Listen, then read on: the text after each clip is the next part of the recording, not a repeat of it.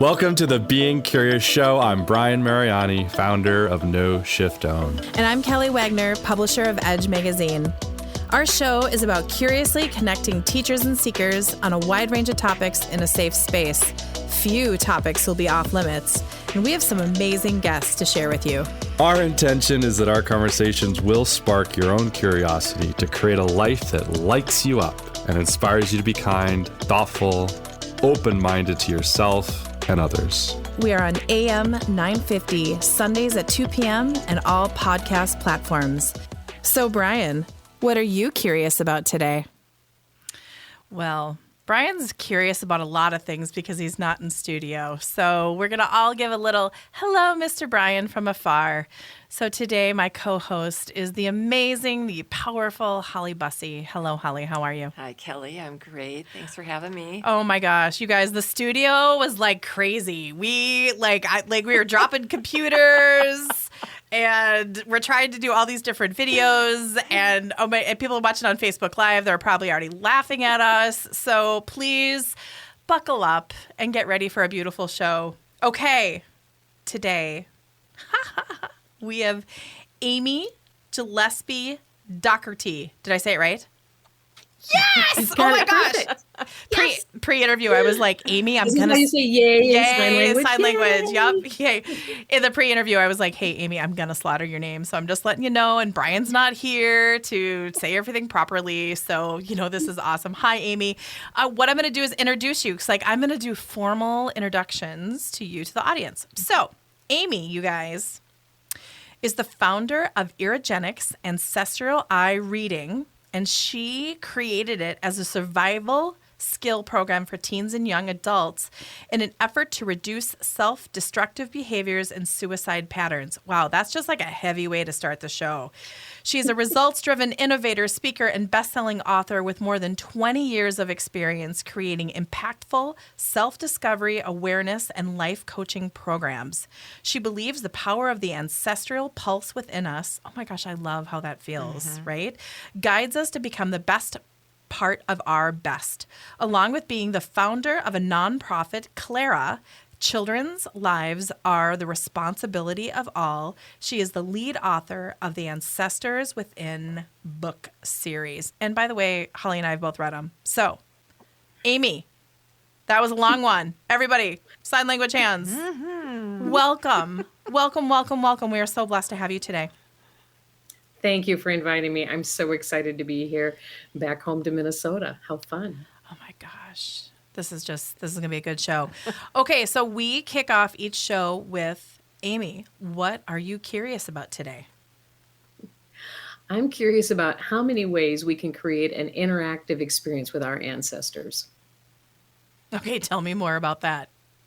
Because a lot of people think what the ancestors are, in the ground, and then, we can't do anything with it. But we really have so much that we can work with them. And what is it, like 14 generations back, then we're all connected? Yeah. Oh my gosh. Yeah. Okay, and we're going. carrying 11 generations within us. So anybody that, 10 generations back had an interaction with somebody, saved somebody else's life, and we don't know anything about it. And we just happen to meet their great-great-great-great-great-great-grandchild at a restaurant and happen to be the person who saves them from choking or some crazy thing. But then as we start doing research, we find out that these were really actually an ancestral connection. And to me, that's kind of where the fun is at. That's where it all begins. That's where I light up. Absolutely. So eyes are a big thing for you. What got you curious about, because we're going to talk about eyes, and I did her test, and actually Amy has read my eyes and done the full process on it, and it's actually quite mind-blowing. What started your curiosity with eyes? Because Irigenics is amazing, and I just want to let everyone know, it's irigenics.com, correct? Correct. IRIGENICS. The things you can get out of people's eyes is mind-blowing. The other day I had my toes read, which was fantastic. So your body, and then we had Teresa Cover reading faces. Our bodies are telling us so much. It's out in hello, and nobody's listening, or few are listening, and now we are listening. So what got you curious about Irigenics and the study of the eye, and then how did you go through the training and knowing that like what's at noon and what speckles mean, and oh my gosh, like la, la, la, la, la. Okay, go. There's a lot. There's a lot. So when I came back, I was doing survival skills training in Mozambique, Africa. And when I got back to the States, I wanted to continue working with kids. And I thought, well, what's threatening American kids? And it was really self-destructive behaviors and suicide patterns.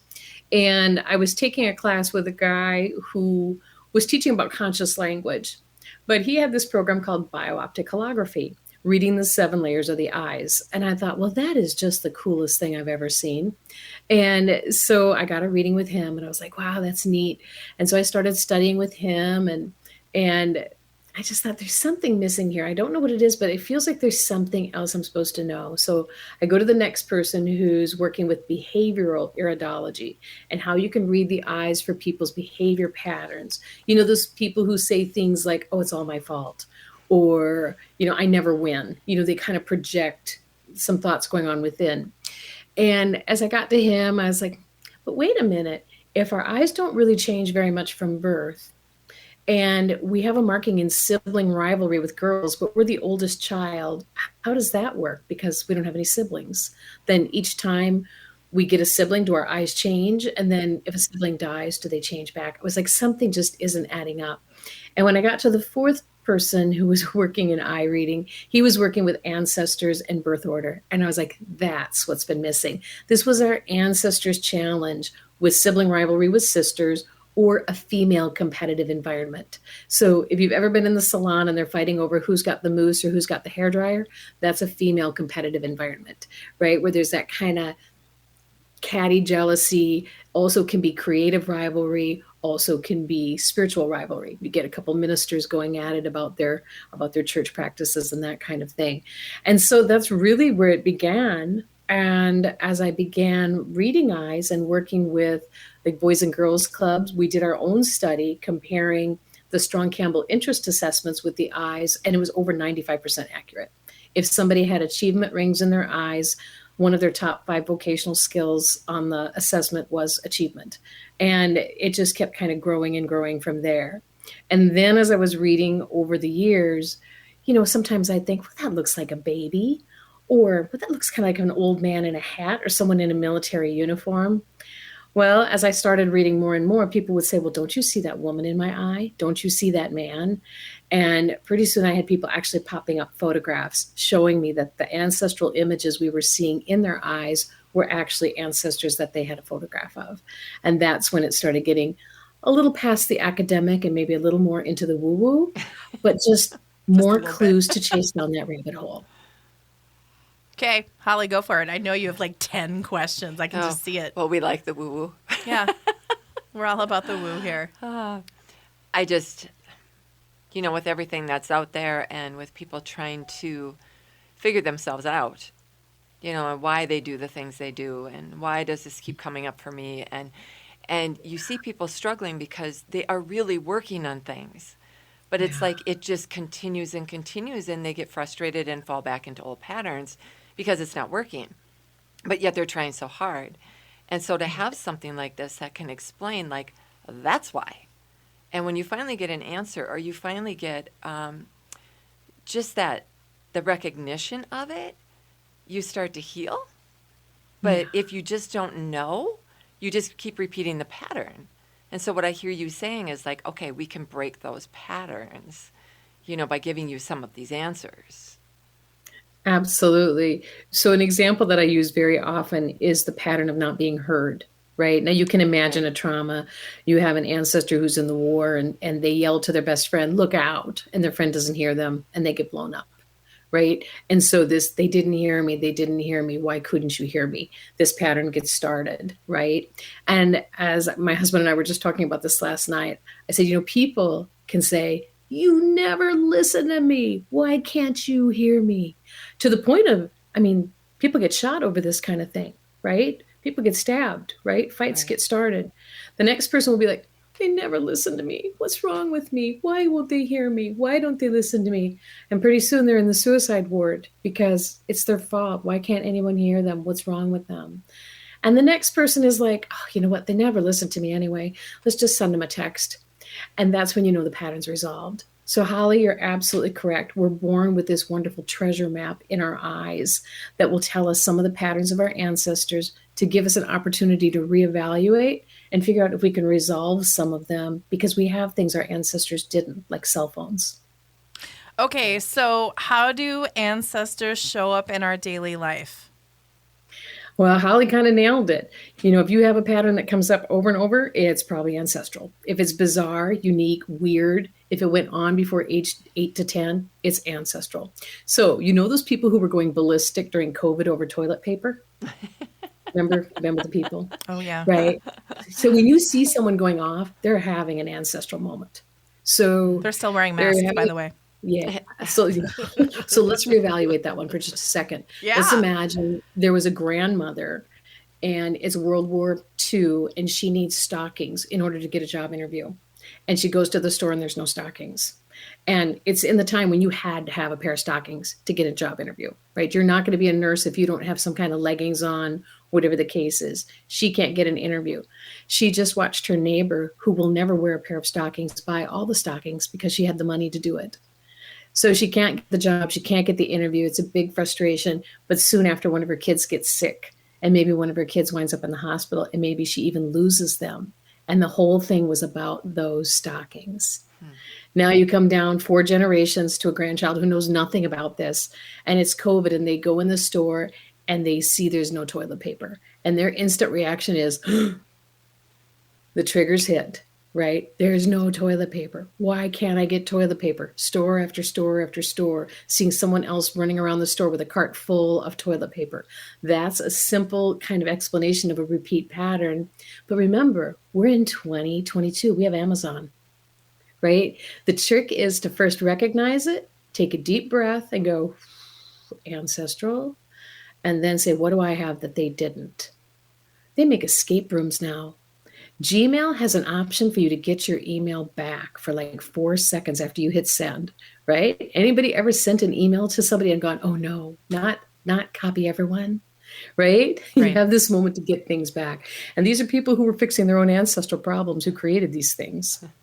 Well, and it's interesting that you say this. I was talking to someone the other day, and my grandmother was a depression baby, and she would bring her tinfoil collection and her bags to Hawaii. So there's always this fear and there's always this lack. So she's staying at the Four Seasons Kapalua, but she has her plastic bag and her tinfoil collection. Mm-hmm. And then watching my father, my grandmother had that. I mean, she would send us birthday checks in thank you cards that she'd scratch out the front on the address and rewrite it. And then you open the card and it was scratched out. And then it would say happy birthday. And then it would have a birthday check in it. And it was just it was so, right? But we all just kind of giggled about it. And then now my father, who grew up with that mentality, he now likes a lot of stuff. Lots of stuff. We're not going to use the H word because that's just we're not there yet and we're on radio. Right. But he likes a lot of stuff. And I know with his purchasing patterns, feels that safety and that security and that he thinks he's filling himself up by having, if one of something's great, 10 of something is so much better. And he has this energetic feeling, but he's not, it's like a Band-Aid. It's from what you're saying, it's a Band-Aid. It's not actually looking at it. So now what I can do as the daughter of this is go through and help them clean this up, in air quotes, on it, watching it, right, and going that there is abundance, and we do have Amazon, and there is enough, and we don't need to have trailers full of stuff, and But I think that's the great part about what you're doing, Amy, is that you're allowing people to break those patterns so that the next generations don't have to continue. It takes that one person to stand up and say, okay, something's wrong here, and to find it and to do the work, and then that's how the next generation and the generation after that, can lead a healthy and good life. What's interesting is that my father married my mother, who's a clean freak. So he has his abundance and he has his stuff. And then my mom is a clean freak. So it's this dance that they're constantly doing. Okay, you guys. Oh my gosh. I'm so much calmer. Thank you, everybody. Thank you, Holly. Thank you, Brett. Actually, Brett's our like tour guide. He's amazing and our fearless leader here on the show. We are going to wrap up segment 1 with Amy Gillespie Dougherty. Ha ha! Ancestors Within. She's got a summit coming on, and we're going to tell you about it. Hey, it's Kelly from Being Curious with Kelly and Brian, AM 950. Don't forget your Edge Magazine, edgemagazine.net. I don't tell you guys enough about it. It's pretty magical. Amy's a friend of the family, too. Okay, on behalf of Kelly and Holly, we will see you at the next segment. Yes!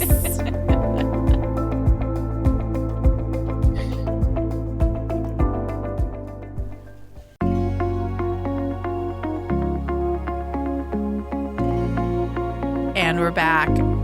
I played that long because Brett was giving me the eye like, you should know, you're in segment 2.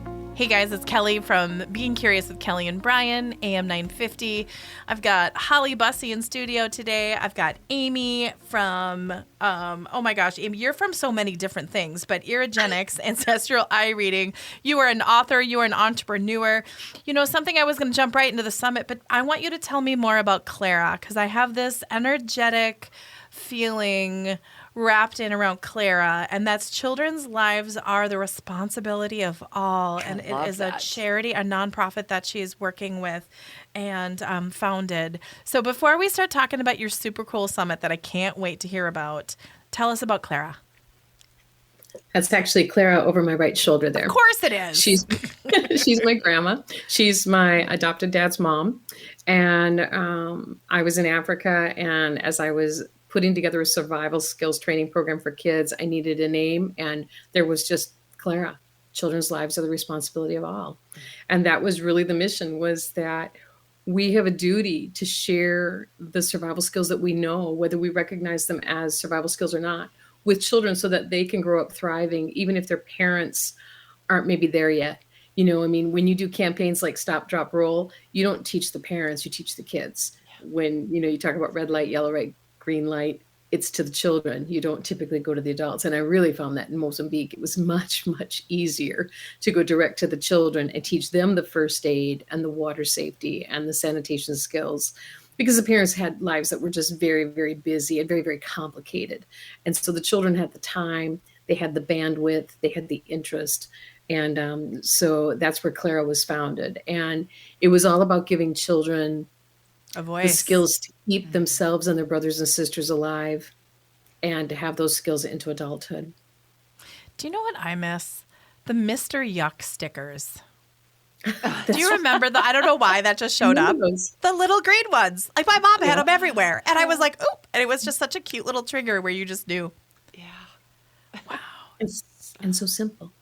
Well, we got to keep it simple. That's Holly's mantra. And I try to overcomplicate everything. Like, that's just my mantra. And Holly's like, let's just keep it simple, Kelly. I just can't. Otherwise, it just gives me cramps.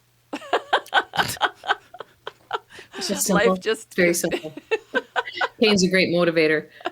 So talk to me about ancestral connection work with those who adopted, because I think there's something powerful there. And I think our beautiful friends that have gone through the adoption process in not only our country, but our world, have a different frequency that they carry. And it's so unfortunate. Yeah. So it's near and dear to my heart because I'm adopted. And as I listen to you explaining about your family dynamics, yay! As I listen to you talking about your family dynamics, my interjection is, they would have those behaviors even if they didn't know their parents, even if they didn't grow up with them.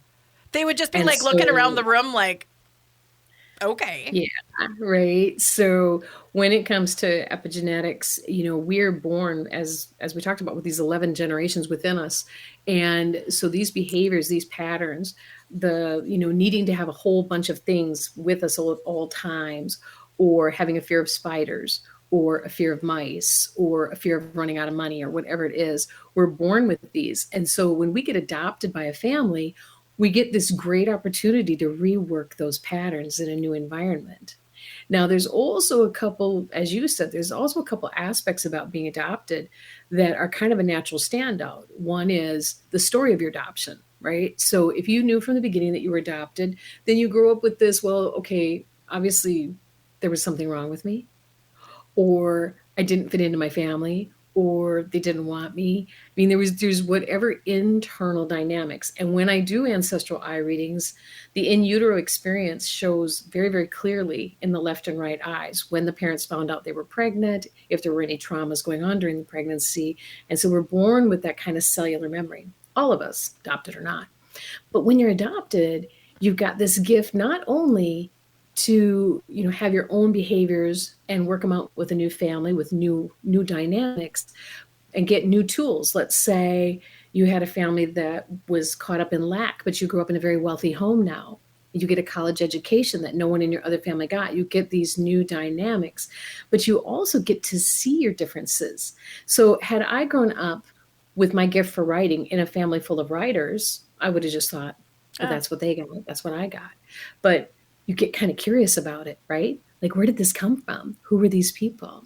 And as you may know from knowing my story a bit, Kelly, I met my genetic family as an adult. I met my birth mother when I was 19. We'd had the same job for the same company, sat at the same desk at least once, even though it was 3 hours from where either one of us grew up. And my birth father was into profiling fingerprints as I profile eyes. And again, I didn't meet him till I was 54. And almost every one of my first cousins followed a career, a vocation, right down to the college I was going to attend without ever knowing anything about me. And so those interests and those crossing of wires, but also what we get to say is that when I did my actual DNA testing and did my genealogy, I'm actually related to the Gillespies in 1170. So I was adopted by my own family 800 years later. And I think if we could really get in there in people's records, we would find that almost always there is some link between the genetic family and the adopted family somewhere back there. What was it like meeting your mom at 19? We met at the Registry Hotel. It's not the Registry anymore, but right down by the Mall of America. Okay. My band teacher was there in the lobby for who knows what reason. My elementary band teacher was there. She and I had been writing each other. We'd been talking, and we'd arranged to meet. She was in Minneapolis for a job interview. And it was just that feeling of, oh my gosh, here's finally someone I look like. And that was actually a belief that my father had growing up. He always felt like he didn't look like his family, my genetic father, right, even though he looks just like them. But I repatterned it growing up in a house full of redheads and blondes. So it was really amazing going through those similarities, and even right down to the kind of clothes we were wearing that day were very, very similar. That is so beautiful. That is beautiful. I actually have a friend that was adopted, and he carried it. And he and his sister were adopted, and then his parents had a biological child of their own. So in the family, it was always joked, but it really wasn't a joke, that he was the chosen one, that the biological one was the chosen one. Right. And my dear friend really, really carried it. Really, really, really deep. So one night, just if everyone knows me and well enough, throw a couple cocktails in me and the honesty starts to flow. And I looked at him. And we were talking about the adoption process. And he was from, I think he was from Korea. So it was in the 70s. So, I mean, you can just imagine what his parents had to do to go obtain a child halfway around the world. Right. And I looked at him and I'm not going to say his name, but I was just like, hey, they chose you. Yeah.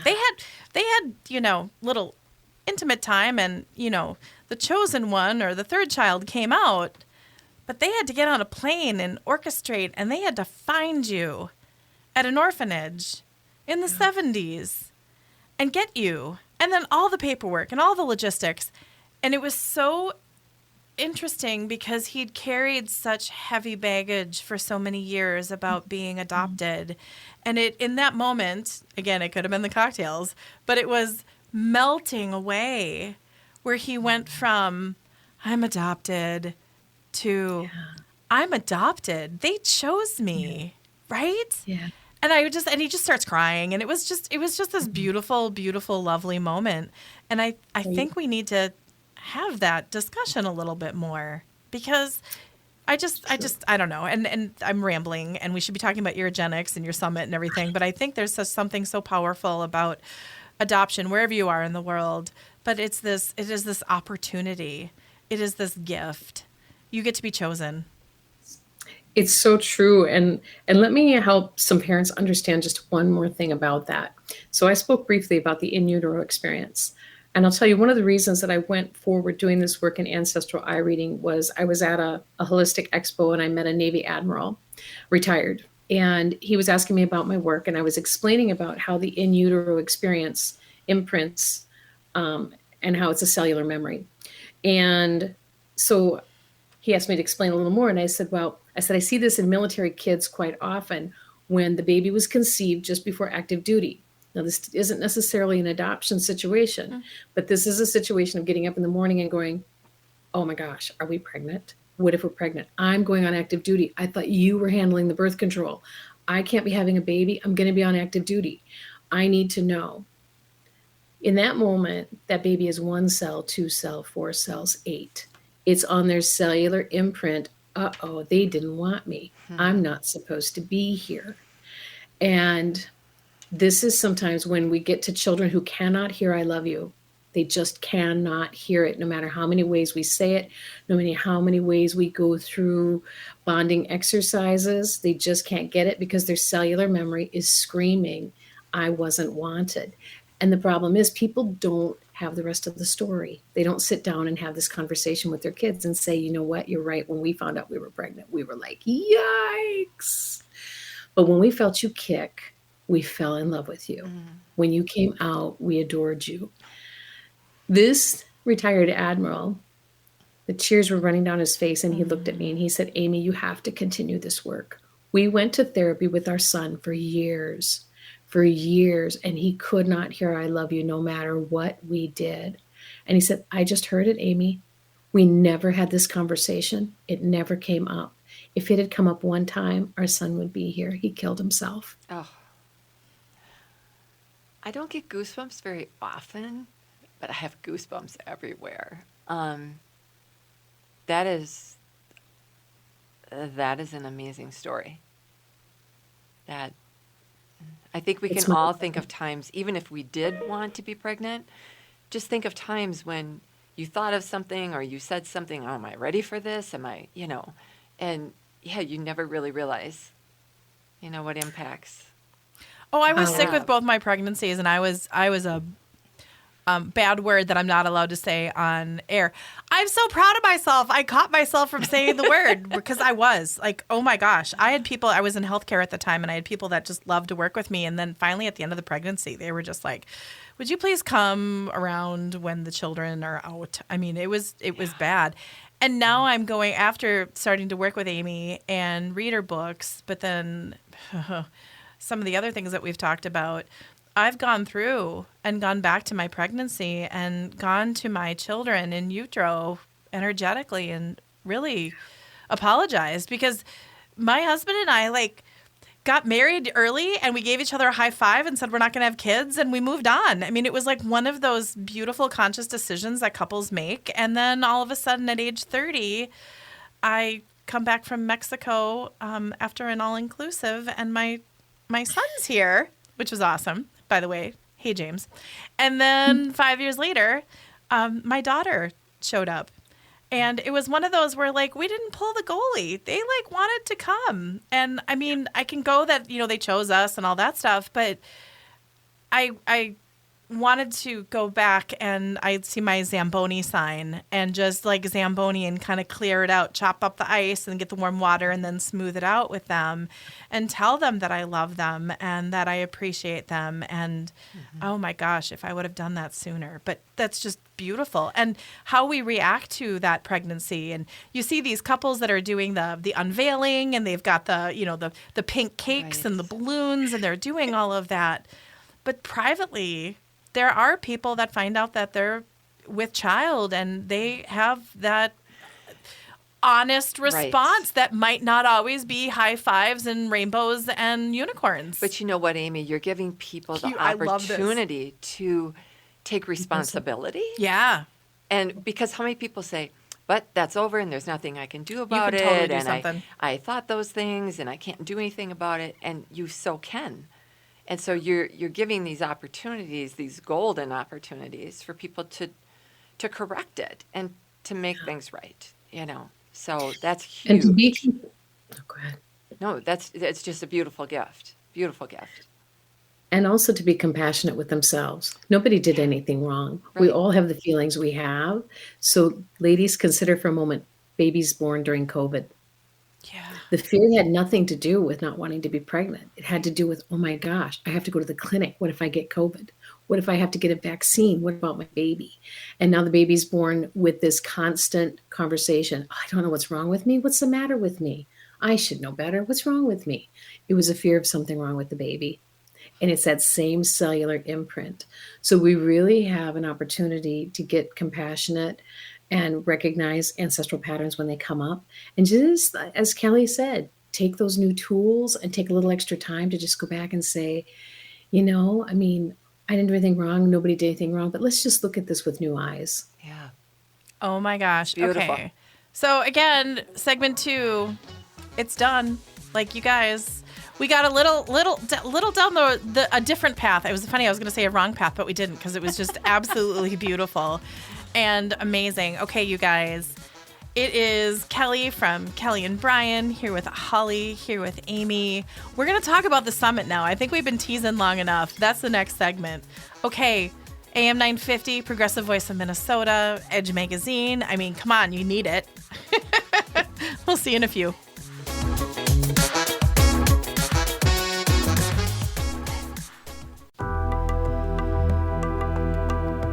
And we're back. Without Brian, he normally helps me with our beautiful intros and exits. But you know what? Today's a new day. I miss him, though. Okay, it is Kelly and Brian being curious. Oh my gosh, I love being curious here on AM 950. I'm with Holly. I'm with Amy. We've been teasing about this summit, but I'm gonna do another squirrel moment because right before we were prepping for the show, Amy on her website has this free eye quiz. I know. Who knew, right? And I took it. And Amy, like, before we got on air, she's like, "Are you a shaman?" And I was like, "Mm-hmm." So tell me more. And I encourage everybody. And it's irigenics.com/iQuiz. Please take it because it's really fascinating. And I have brown eyes. And I always just thought, I have brown eyes. It's okay. Like Holly has brown eyes. Like that's just, oh no, there's a lot going on in the eyes. So tell me how you developed this eye quiz that I really encourage everyone to go be curious about and explore. But then secretly tell me a little bit about the shaman one. Because, yeah, this was like, when someone's lying to you. And I went ding, ding, ding, ding, ding, ding, ding. Okay, go for it. Okay, so I developed the quiz at the start of COVID when I thought we're not going to be able to take people's eye photos. Right? We got COVID. We're not going to be able to do shows. Everything's shut down. And so the most things in the eyes have to be read very, very, very specifically. You can't cut and paste an eye reading. And I'm actually working on building a How to Read Your Own Eyes eye app for 23 that will be coming out. But for the eye quiz, there are basically 5 structures of the eyes that tell us a lot about your energetic pattern, your communication pattern, and really what were the intuitive gifts you gained from your ancestors. So Kelly's a shaman. She knows when you're lying to her. She specializes in nonverbal communication of whatever form, speaking with her body language. Also, is radio show a bad thing for me to do? No, not at all. Just So kidding. she's very much like an aspen forest, right? Where all the trees are interconnected under the soil. So she picks up not just what people are thinking or feeling, but she also picks up planetary things going on, solar storms, military things we don't know anything about. So when Kelly's like, I am in a funk and I can't imagine why. I feel like I drank too much coffee and I haven't had any caffeine. I'm so jacked up. That's that feed she's on constantly. And so when I'm working with kids, this is oftentimes when kids get into suicide patterns. If you stop and say to them, is this your thought? They look at you like you got three heads. And I'm like, just ask yourself, is this my thought? Is this my thought? No. My mind is saying, no, it's not mine. You're picking it up off of someone else. It's so important to clear your energy regularly throughout the day. Take a deep breath and just ask yourself, is this mine? Because it might not be. The shamans were people that had to move as one. They started in an origin of very high level esoteric training and healing abilities, and they had to be able to feel inside each other to feel the imbalance in order to heal it. They had to move as one, whether that was in hunting or whether because they were far away from their families and they had to know, I have to get home. There's a problem. They had this nonverbal communication that is really an amazing gift. If technology ever goes out, we're going to be looking for the shamans. Whoop, whoop. Well, thank you. I read that and I just kind of giggled a little bit because I was like, yep, that's me. And that was just a picture of my eye. And I only did it in the mirror. So I didn't even do like a selfie and I didn't do the whole eye. Like that was just me going like that. And I think you were spot on. Tell us about your books because your books are behind you. You have this beautiful series of books. And that's actually how we met is it Melissa Jolly Graves? It was Melissa Jolly Graves. We got to get her on. Like, oh my gosh. Gotta get her on. What a Gotta get her force. on. Just loved her. Okay, so tell us about the books. So the Ancestors Within book series was born on January 6th of 2021. Some of you may remember that as being a newsworthy day at the White House. But that morning I was doing my morning meditation and it came to me that I was going to write a series of books about ancestral connection. Engage your ancestors, discover your ancestors, connect with your ancestors, celebrate your ancestors, honor your ancestors, embrace the gifts of your ancestors. And by noon that day, I was under contract with Brave Healer Productions for my first book. And by Friday, I had 20 authors lined up to be collaborative authors, and we were under contract for 4 books. So since January 6, 2021, that's less than 700 days, we have written 101 chapters of ancestral connection in 4 volumes. Each has its own theme. And each chapter has a free tool for you to start having your own interactive experiences with your ancestors. And then just to go with it is my favorite, the journals. We brought the journals in. Like, 'cause I love it. We brought it in studio because I was like, Holly, we've got the journals, but I have this one. I have this one in studio. You got the first one. And this is the second one that just came out last week. In fact, this is still the proof copy. I love that tree. This is my Irigenics logo. Oh, one of our no wonder I love one of our authors tooled it in leather and made a leather journal out of it. Of course you did. And his chapter was how to take leather and make your own book journal. So the journals are 52-week activity guides where you're meant to sit down with your family one night a week and read the prompt, see what's going on, and then you either do it together, like planting a family tree, gathering soil from your ancestors' lands and planting a tree at your home in that dirt, to making your own essential oil, to making a family ceremonial meal like what they would have made 100 years ago. So some of them are meant to be done together. Some are like channeling, where you kind of each go off and do your own and come back the next week and talk about the experience.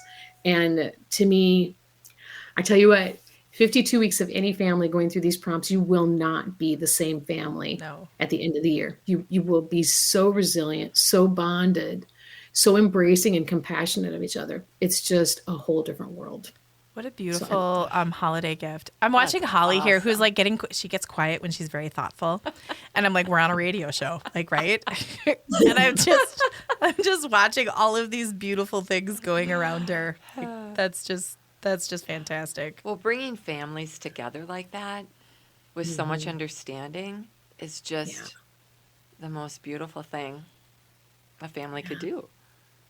You know, where you're not just tolerating each other, you're actually understanding each other, and you're having that compassion for each other. And like you said, along with yourself. And how can that not be healing and a beautiful experience? And celebrating the uniqueness of each other, the mosaic that makes the family, right? Yeah. So one person might go off and dream journal. The next one might go off and do artistic journaling. One might go off and do something in nature. You'll each bring in your own special nuance of what you do. And then you choose your favorite activity of the week. You journal it in the book, and you hand this down to your great-grandchildren. Oh, So here's great-grandma reaching out to her ancestors, and here's what happened to her. Those are our ancestors, and here she is journaling about it. So you could do one a year. You could do one a family member. You could do it however you want to do it. If you want to do it in a separate journal book, you want to do it in a big artistic book where everybody's drawing. There's just so many options, and that was really the pulse of the Ancestors Within, which is now going to be a summit, a free summit online from November 7th to 11th, where we're going to bring everybody into the 101 chapters, the 104 journal prompts, and walk them through a number of ways to start having interactive experiences. I see this being in person in some time, by the way. Yes. I know it's online. I know it's free, but I'm like, I think it would be yummy and gooey and ooey to have it in person in some way, shape, or form. Just saying. Well, next spring we're talking about it. Oh, actually, 9 of our authors are in Minnesota, just saying. I think 9 are in Minnesota, 9 are in Colorado, and the rest are scattered around the world. But we are talking about having a spring event where we do nature-based activities, like an actual activity summit next spring and early summer. And so it's got great possibility.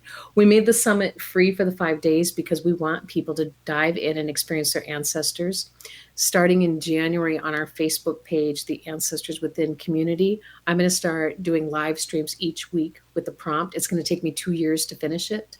But for people who want someone to kind of guide them through the prompts and the activities, I'm going to start live streaming them through starting in January. Our summit is November 7th to 11th. 80 authors and artists, 101 chapters, all different ways to connect with your ancestors. There's going to be Christmas gifts. There's going to be free opt-ins. There's going to be free tools.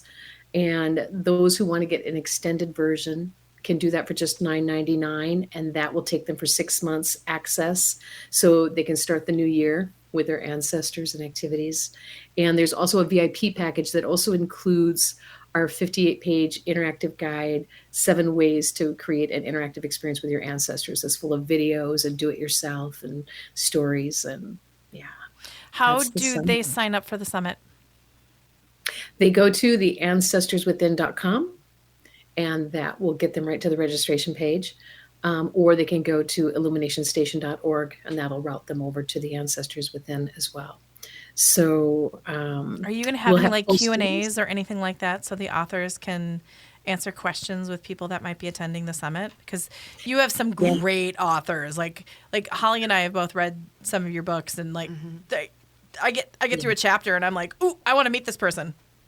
Right? Yeah, when I went back through and reread like through all the prompts and everything, I was just like, when I did all their podcasts. So there's going to be over 100 podcasts. There's master panels. There's going to be live streams. There's going to be ones doing training things. Like you said, there's going to be some Q&A, some opening ceremonies. I mean, it's Melissa Jolly Graves said, it's an experience, Amy. This is not a summit. This is an experience. And it ends on 11/11 because my grandpa was in World War I on the last day of the war in France. And he used to tell me, at the 11th hour of the 11th day, he said we were fighting across this field, shooting each other. And the word came that the war was over. And we all put down our guns and went across and hugged each other. Aww. And I would say, but Grandpa, what about the last man? What if word had come 10 minutes sooner? Who would be here? What would be different in our world? What if it come 10 minutes later? That concept of the impact of one was so embedded in me from being a 7-year-old listening to my grandpa tell me that story every time. So we're going to have the summit till 11/11. Oh, that's beautiful. It is. Yeah. And powerful. About it. Very. Okay, so tell me about, and I know I'm kind of putting you on the spot, you have 9 Minnesota authors. Can you rattle their names off by just... Can I rattle them off? Yep. I know. I should.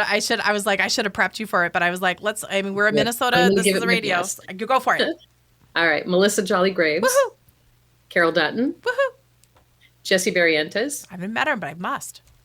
Tatiana Rioboquin. Woohoo! Leah Skirdal. Yay. I kind of count myself as a Minnesota. Yeah, you count. You totally count. Jill Sonic. Okay. And Claire Marie Cahoot, who actually sort of is across the river just a bit. I think she's just across in Hudson, but I still count her as a Minnesota author. I was about to say, there's kind of a wiggly line, right? Yeah. But if she's a Packer fan, then I guess we have to say that I'm just kidding. I'm not into football in any way, shape, or form. I'm trying to think if I missed anybody. I believe Melissa's good friend Crystal Lindquist is also in Minnesota. There you go. Yeah, so setting up the two of them came in together. I'm pretty sure they're both there. And we've just had all these crazy wild connections between the authors, things we found about our ancestors and ties, and yeah, it's been just wild. You'll catch a lot of that in the books. Melissa wrote about that in book 4 quite extensively. Melissa's amazing. She's a force. I mean, that's just the best way to describe her. I'm honored that I call her a friend and kin and just like the connection with her. And then I remember with Claire Marie, I was at an event and I think I signed up for one of her services and I experienced her and I was like, oh, I know someone you need to talk to. You need to connect right away. Her name is Amy. You need to talk to her. Well, and I think Holly has the red book. Yes? Did I see the red book on your table? Yes. Holly has the red book. So the red one, Melissa, her story took place in Mankato, Minnesota. And I'm reading her chapter when she submitted it for the book. And I was like, that's my Grandma Clara's brother's house. That's my Uncle Clate's house on Washington. Of course it is. And the story was my cousin Christy. And Melissa didn't know it was my family. She didn't know that it was. Yeah, I mean, and it's that way through the entire series. We have these crazy, beautiful intertwining and connections. Okay, you guys, I know it doesn't feel like it's been 48 minutes, but it has. We are wrapping up segment 3. Amy, how do people find you? Best place is illuminationstation.org, because from there they can get to the summit, they can get to the eye reading, they can get to everything and anything. They can also find me at irigenics@gmail.com. That's the short route. Beautiful. You guys, your eyes say so much about your body and so much about your life and so much about your ancestors. And they might clue you into a couple of the things that you're curious about in life. Well, on behalf of Holly and Amy and myself and Brian, because you can't forget Mr. Brian, it's Kelly, Being Curious with Kelly and Brian, AM 950. We are so grateful for you. We are so grateful for that you believe in us and that you listen to us and that you connect with us. And thank you. Edge Magazine. Oh my gosh, I always forget. EdgeMagazine.net. Check it out. It's kind of cool. See you soon.